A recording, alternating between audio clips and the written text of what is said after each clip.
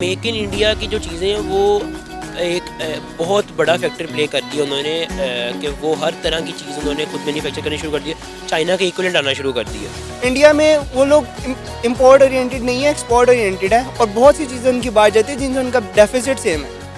उन्हें ज़्यादा पैसे बाहर पे नहीं करने पड़ते, इसकी वजह से वो जो है आहिस्ता आहिस्ता वो तरक्की कर रहे हैं। जितने भी ट्रेडर्स हैं या मार्केटिंग है वो टोटली इंडिया की तरफ सारी जा रही है और डे बाई डे हम नीचे आ रहे हैं। इंडिया बांग्लादेश ऊपर जा रहा है क्योंकि उनके अमेरिकन ब्लॉक के साथ बहुत क्लोज रिलेशन है, जबकि हमारे अमेरिकन ब्लॉक के साथ इस टाइम बहुत ज़्यादा मतलब डिस्प्यूटेड मामला चल रहे हैं सभी के साथ। जो मेजर रोल है वो इकॉनमी का ही है कंट्री की डेवलपमेंट में। तो इंडिया ने अपनी एक्सपोर्ट बेहतर की है तो वो इसलिए इम्प्रूवमेंट आ रही है, वहाँ पे डेवलपमेंट हो रही है।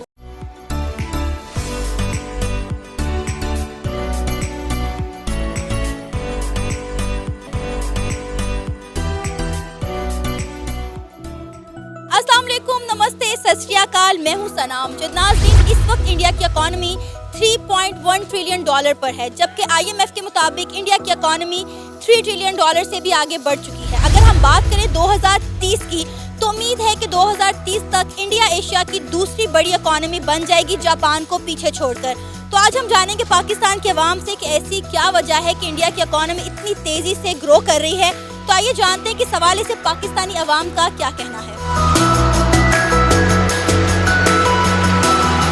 अस्सलाम वालेकुम। वालेकुम अस्सलाम। आपका नाम? हामिद सद्दाम। शहजाद अली, फैसल जमील, मोहम्मद बिलाल, अमीर हमजा, अली अशरफ। इंडिया की इकॉनमी इस वक्त IMF के मुताबिक 3 ट्रिलियन डॉलर क्रॉस कर चुकी है और अगर हम बात करें 2030 की, तो 2030 तक इंडिया एशिया की दूसरी बड़ी इकॉनमी बन जाएगी, जापान को पीछे छोड़कर।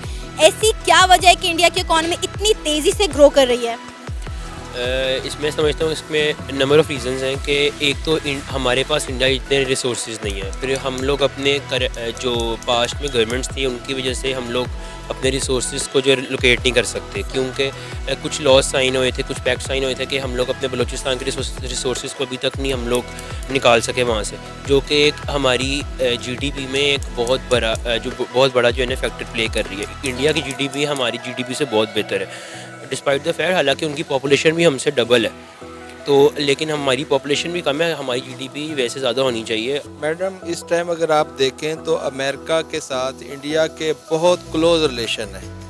हमारा रुपया डिवैल्यू हो रहा है, डॉलर की ऊंची परवान है और हमारी डे बाई डे जो इकानमी है वो डिपेंडेंट है डॉलर पे।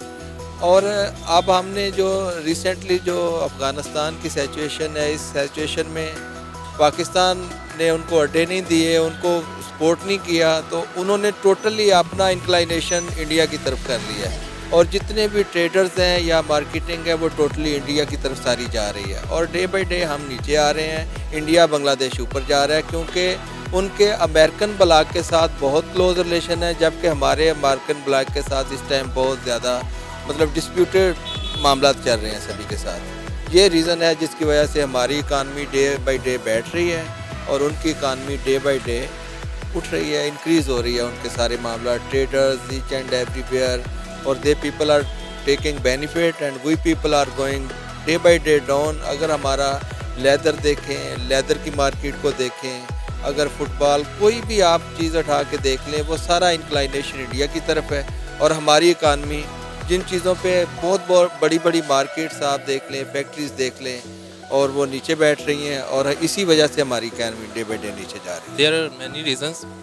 उसमें एक ये भी है कि उनकी पॉपुलेशन बहुत ज़्यादा है, वहाँ पे कंज्यूमर प्राइस इंडेक्स बहुत ज़्यादा है, वहाँ पे लोगों के पास पैसा है, जो इस वजह से इंटरनेशनल मार्केट के जितनी इंटरनेशनल ब्रांड्स हैं वहाँ पर आते हैं क्योंकि वहाँ पे लोग अफोर्ड कर सकते हैं। उसके अलावा भी बहुत सारे रीजंस हैं। इन्वेस्टमेंट है, वहाँ पे लोड शेडिंग का इशू नहीं होगा। जब लोड शेडिंग का इशू नहीं होगा तो वहाँ पे फैक्ट्रीज चल रही हैं, LNG का हमारे यहाँ पे इशू है, क्राइसिस हैं, तो इस तरह के बहुत सारे क्राइसिस हैं पाकिस्तान में। फिर उस क्राइसिस के रीजंस भी हैं, टेररिज्म से हम गुजरे हैं, तो उस वजह से हमारा यहाँ पे बहुत सारी जो इंडस्ट्री है वो हमारे यहाँ से शिफ्ट हो गई बांग्लादेश वगैरह, तो मेन रीजंस तो यही है। अच्छा, मुझे ये बताएं कि आपके नज़दीक ऐसी क्या वजह है कि इंडिया की इकॉनमी दिन ब दिन बड़ी तेज़ी से ग्रो कर रही है? इंडिया की जो मेन वजह है ना उसकी इकोनॉमी ग्रो करने की, तो उसकी इंपोर्ट बहुत ज़्यादा कम है। वो अपनी प्रोडक्शन बहुत ज़्यादा खुद करता है। जैसे कि हम फॉर एग्जांपल ये कर लें, पाकिस्तान में सिर्फ 3 बड़ी कंपनीज है जो प्रोडक्शन करी है गाड़ियों की। जैसे फॉर एग्जांपल होंडा है, सुजुकी और टोयोटा है। लेकिन अगर हम उधर देखते हैं ना तो गिनने में जो है वो 12 से 14 बड़ी कंपनीज हैं जो कि वहाँ पे गाड़ियों की मैन्युफैक्चरिंग कर रही है और उन्हें बाहर से कुछ इंपोर्ट नहीं करना पड़ता। हमारा जो एक बहुत बड़े डेफिसिट की जो वजह है वो हमारी इंपोर्ट है। अगर हम इसी इंपोर्ट को कम करके और अपनी प्रोडक्शन बढ़ा लेते हैं तो हो सकता है हम भी उसके तक पहुँच जाएँ।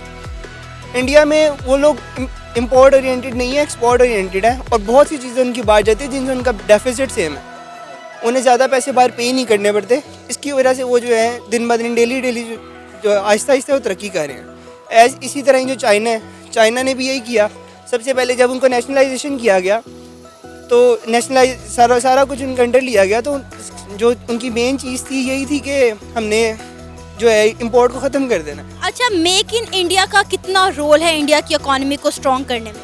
मेक इन इंडिया का रोल बहुत बड़ा है क्योंकि इंडिया जो है और तकरीबन हर तरह की चीज़ ही है वो अपनी इंडिया में ही मैन्युफैक्चर कर रहा है। अगर आप एग्जांपल लें कि पाकिस्तान, मैंने जैसे कि बात की कि पाकिस्तान की इतनी बड़ी मार्केट वैल्यू नहीं रही हुई अब उसकी फॉरेन कंट्रीज़ में। आप पाकिस्तान में जो आपका चौंसा आम है वो फॉरेन कंट्रीज़ में जाता है, लेकिन उस पर पाकिस्तान का लेबल नहीं लगता, उस पर इंडिया का लेबल लग के जाता है। पाकिस्तान का लेबल पे रिजेक्ट हो जाता है, तो वो यहाँ से इंडिया जाता है आम और इंडिया से वहाँ पे जाता है लेबल लग के इंडिया का। तो इंडिया मेक इन इंडिया की जो चीज़ें हैं वो एक बहुत बड़ा फैक्टर प्ले कर दिया उन्होंने कि वो हर तरह की चीज़ उन्होंने खुद मैन्युफैक्चर करनी शुरू कर दी है। चाइना के इक्विवेलेंट आना शुरू कर दिया कि हर तरह की चीज़ खुद बनानी शुरू कर दी है। अभी भी हम लोग देख लें हमारी पाकिस्तान में गाड़ियाँ जो हैं वो बहुत कम है, जो हम लोग ज़्यादातर वो गाड़ियाँ हम लोग इंपोर्ट कराते हैं बाहर से, यहाँ चाइना से आएंगी या जापान से आती हैं गाड़ियाँ। पाकिस्तान की मेक गाड़ियाँ बहुत कम है जितनी इंडिया की मेक गाड़ियाँ, हमारी जनरेशन ही पीछे चलती हैं उनसे, हमसे 3-4 जनरेशन आगे चलती हैं। आजकल जो है ना टेक्नोलॉजी वार है, लोग टेक्नोलॉजी परचेज़ करते हैं, हम आइटम्स परचेज़ करते हैं, हम चीज़ों को परचेज़ करते हैं, वो टेक्नोलॉजी परचेज़ करते हैं। और मेड इन इंडिया प्रोडक्ट का बहुत बड़ा रोल है उनका, क्योंकि उनकी टेक्नोलॉजी अपनी है, हमारे पास टेक्नोलॉजी नहीं है, जिसकी वजह से हम नीचे हैं और वो ऊपर। बहुत ज़्यादा रोल है क्योंकि मेजर रीज़न यही है कि आपका ट्रेड डेफिसिट जो होता है वो इनबैलेंस रहता है। अगर आप इंपोर्ट कर रहे होते हैं मेजॉरिटी चीज़, तो अगर आप मेड इन पाकिस्तान होगी तो एक तो चीज़ें सस्ती होती हैं लोगों के लिए, प्राइस आसान हो जाती है उसको बाई करना, और सेकंड ये है कि उसकी आपकी मतलब सिंपल यही है कि आपका जब तक पाकिस्तान में मेड इन नहीं होगा तो आप एक्सपोर्ट नहीं करेंगे, और एक्सपोर्ट नहीं करेंगे तो आपके इशू रहेगा, आप बाहर से चीज़ें इंपोर्ट वगैरह करते रहेंगे। आपको मेड इन इंडिया का कितना रोल नज़र आता है इंडिया की इकोनॉमी को बूस्ट करने में?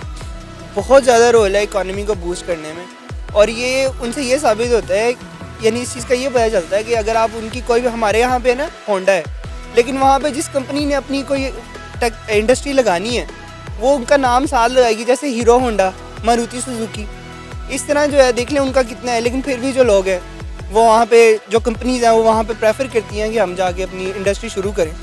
तो यही इसी से पता चलता है कि उनकी जो प्रोडक्शन है वो कितनी, यानी उनकी जो अपनी सनत है वो कितनी अच्छी है। आपका जो कंट्री फॉल करता है आपकी इकॉनमी के ऊपर फॉल करता है, तो जब आपकी इकॉनमी बेहतर होगी, लोगों की फाइनेंशियल कंडीशन भी बेहतर होगी इसमें, तो इकॉनमी का बहुत बड़ा रोल है। जो मेजर रोल है वो इकॉनमी का ही है कंट्री की डेवलपमेंट में। तो इंडिया ने अपनी एक्सपोर्ट बेहतर की है, तो वो इसलिए इम्प्रूवमेंट आ रही है, वहाँ पे डेवलपमेंट हो रही है। तो इस वक्त आपको लगता है कि इंडिया चाइना को टक्कर दे रहा है?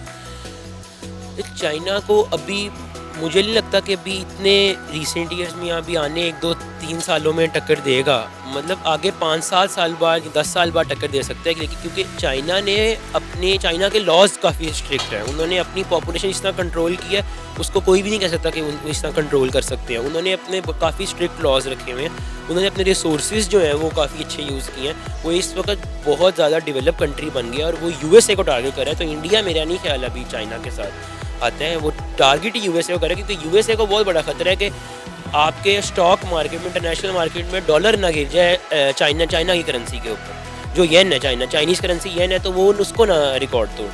मैडम इतनी जल्दी तो चाइना अपनी जो है ना वो स्पेस नहीं देगा इंडिया को, लेकिन it will take some time. लेकिन इंडिया का ये हमारे लिए एक बहुत बड़ा फोबिया और थ्रेट है कि हमें भी अपना मार्केट से, इंटरनेशनल मार्केट से बिज़नेस ग्रैब करना चाहिए जिस तरह इंडिया ग्रैब कर रहा है। हमें भी अच्छा रिलेशन डेवलप करने चाहिए अमेरिकन ब्लॉक के साथ, यूरोपियन ब्लॉक के साथ, या मतलब कि अगर आप कॉन्टिनेंट एशिया को देखें तो बांग्लादेश की इकानमी उठ रही है, इंडिया की इकानमी हमसे बहुत बेहतर हो रही है।